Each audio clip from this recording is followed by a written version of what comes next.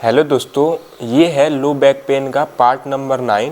और मैं जानता हूँ कि कुछ वीडियो लेट से आ रहा है, बट कुछ हेल्थ से रिलेटेड प्रॉब्लम थी जिसकी वजह से वीडियो टाइम पे नहीं आ पाया, लेकिन अब वीडियो टाइम पे आएगी। तो जो आज का जिस टॉपिक पे मैं बात करने जा रहा हूँ वो है हॉलब्रूक। हॉलब्रूक एक साइंटिस्ट थे जिन्होंने लो बैक पेन को अलग अलग कैटेगरी में डिवाइड किया था। तो वो सब के बारे में हम लोग आज के वीडियो में स्टडी करेंगे। तो ये जो भी टॉपिक है ये मैं मैगी यानी मैगी का बुक है फिजिकल असेसमेंट, उसी से रेफरेंस लेके मैं आप लोग को ये नॉलेज दे रहा हूँ। ठीक है, तो बिना देरी अब शुरू करते हैं। तो जो हॉलब्रूक साइंटिस्ट थे, इन्होंने लो बैक पेन को 4 कैटेगरी में डिवाइड किया था, यानी 4 पैटर्न भी बोल सकते हैं, जिसमें से 2 पैटर्न बैक पेन डोमिनेंट है और 2 पैटर्न लेग पेन डोमिनेंट है। अब बैक पेन डोमिनेंट है यानी कहीं ना कहीं जो पेन होगा वो मैक्सिमम पेन बैक साइड में होगा, यानी बटक के साइड में। और जो 2 पैटर्न है वो लेग पेन डोमिनेंट है। बैक में तो पेन होगा ही, साथ में रेडिएट करते हुए वो लेग के रीजन तक जाएगा वो पेन। ठीक है, तो सबसे पहले बात करते हैं पैटर्न 1 की। तो जो पैटर्न 1 है वो सजेस्ट करता है डिस्क का इन्वॉल्वमेंट। इसमें जो पैटर्न 1 है इसमें डिस्क का इन्वॉल्वमेंट होगा। वही पैटर्न 2 है वो फेसेट जॉइंट का इन्वॉल्वमेंट होगा। अब पिछले वीडियो में मैं बताया ही था कि डिस्क में और फेसेट जॉइंट में क्या क्या डिफरेंसेस होता है। तो मैं बता दूं कि जो डिस्क होता है वो लंबर के एंटीरियर साइड में जो बॉडी होता है उसके बीच में प्रेजेंट होता है। जो फेसेट जॉइंट होता है वो जो वर्टिब्रल का आर्च निकली होती है, तो 2 वर्टिब्रे के जो बीच आर्च जो जॉइंट बनाती है उसी को फेसेट जॉइंट बोलते हैं। तो पैटर्न 2 में जो फेसेट जॉइंट होता है वो इन्वॉल्व होता है कहीं ना कहीं। अब जो पैटर्न 3 और पैटर्न 4 है वो इंडिकेट करते हैं लेग डोमिनेंट पेन को, यानी पेन तो बटक पे भी होगा लेकिन वो रेडिएट करके लेग रीजन पे भी जाएगा।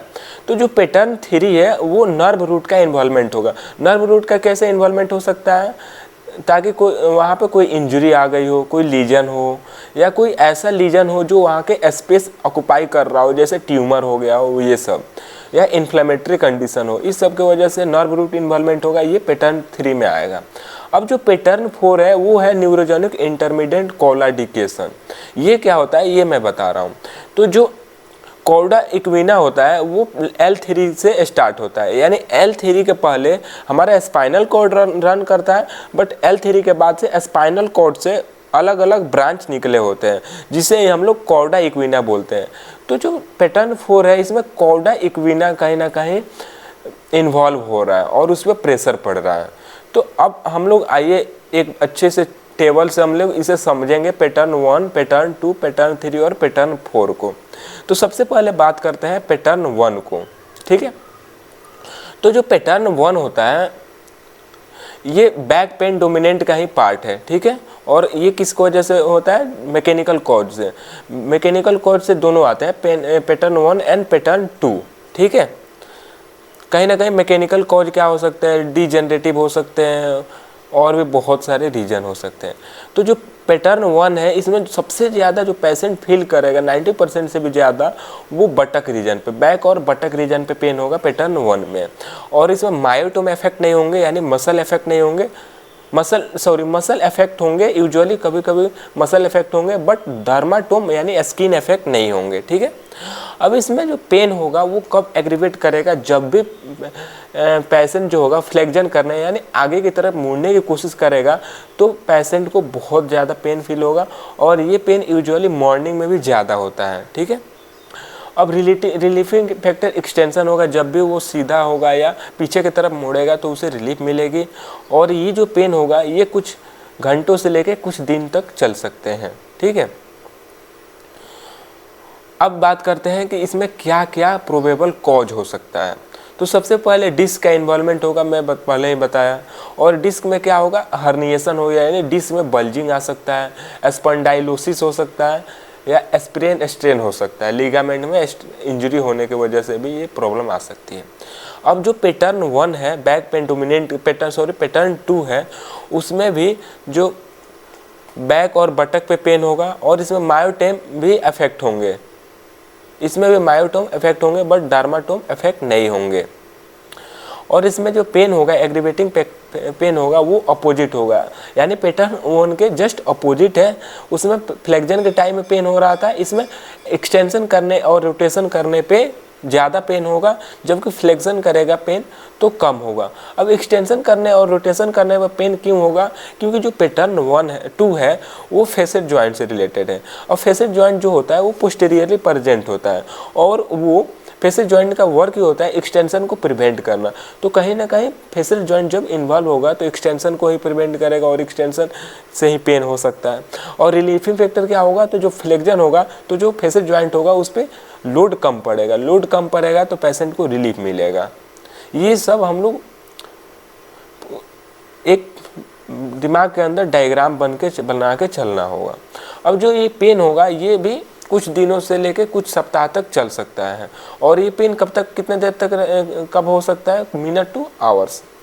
और इसमें क्या क्या होगा? तो बात मैंने कहा था कि फेसेट जॉइंट का इन्वॉल्वमेंट होगा, और या स्ट्रेन हो सकता है लिगामेंट या मसल में। अब चलते हैं पैटर्न 3 और पैटर्न 4, यानी लेग पेन डोमिनेंट को। अब जो पैटर्न 3 और पैटर्न 4 होते हैं इनमें नॉन मैकेनिकल होते हैं, वही जबकि पैटर्न 1, 2 थे उनमें मैकेनिकल कॉज की वजह से पेन हो रहा था, लेकिन पैटर्न 3 और पैटर्न 4 में नॉन मैकेनिकल कॉज है। ठीक है, तो सबसे पहले बात करते हैं पैटर्न 3 पे। पैटर्न 3 पे कब ज़्यादा पेन, पेन कहाँ पे सबसे ज़्यादा रोस्ट होगा? तो वो होगा लेग, और लेग में कहाँ पे? नी जॉइंट के जस्ट बिलो ये पेन होने का चांस है पैटर्न 3 में। इसमें मायोटोम कॉमनली इफेक्ट होते हैं, और स्पेशली कब मायोटोम इफेक्ट होंगे? जब क्रोनिक केस होगा, और डर्माटोम में भी इफेक्ट करेंगे पैटर्न 3। और पैटर्न 3 में जो एग्रीवेटिंग फैक्टर होगा वो फ्लेक्शन के टाइम, यानी जो पेशेंट होगा वो जब भी आगे की तरफ मुड़ेगा तो इसमें पेन जो होगा वो बहुत ज़्यादा रोस्ट होगा। ठीक है, और पैटर्न 3 मैंने किस चीज़ से रिलेटेड बताया था? तो ये कहीं ना कहीं नर्व रूट का इन्वॉल्वमेंट होगा। जब भी हम फ्लेक्शन करेंगे तो जो नर्व रूट होगा उस पर प्रेशर ज़्यादा होगा। ठीक है, और प्रेशर क्यों बढ़ रहा था?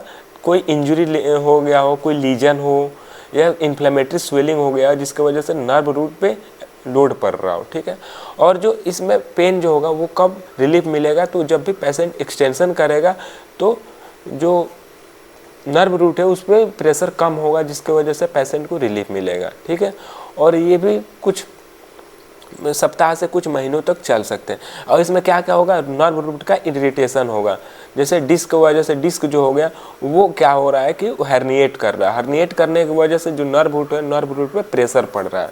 तो ये पैटर्न 3 का फीचर था। अब पैटर्न 4 की बात करते हैं।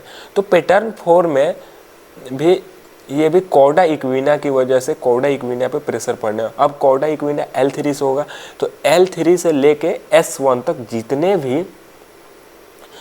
नर्व है वो सब कहीं ना कहीं इफेक्ट होंगे। अब डिपेंड करता है कि वो किस टाइप का इंजरी है या कोई किस टाइप का प्रेशर पड़ रहा है नर्व पे। अगर ज़्यादा प्रेशर, अगर 1-2 नर्व इफेक्ट होंगे तो यूजुअली रीजन वाइज सिम्टम देखने को मिलेंगे, बट सारे सारे नर्व जो इफेक्ट हो जाएंगे तो वो बहुत सारे बाउल, जैसे हमारे बाउल को, ब्लेडर को, और जितने भी वो सप्लाई किए हैं सबको वो इफेक्ट कर सकते हैं।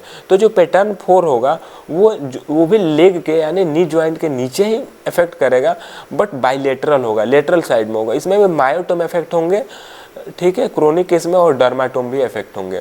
अब जो पेन रोस्ट कब होगा? जब वॉकिंग पे क्यों होगा?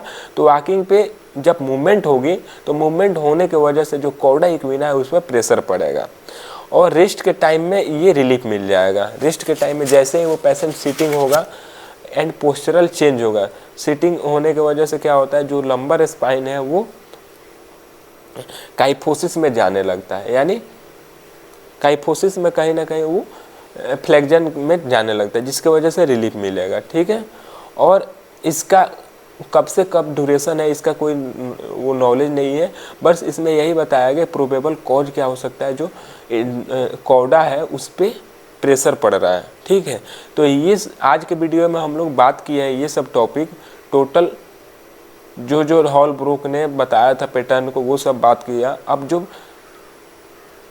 पार्ट 10 होगा उसमें हम लोग कुछ अलग टॉपिक पे नेक्स्ट जो भी अगला टॉपिक होगा उस पर हम लोग बात करेंगे। That's all.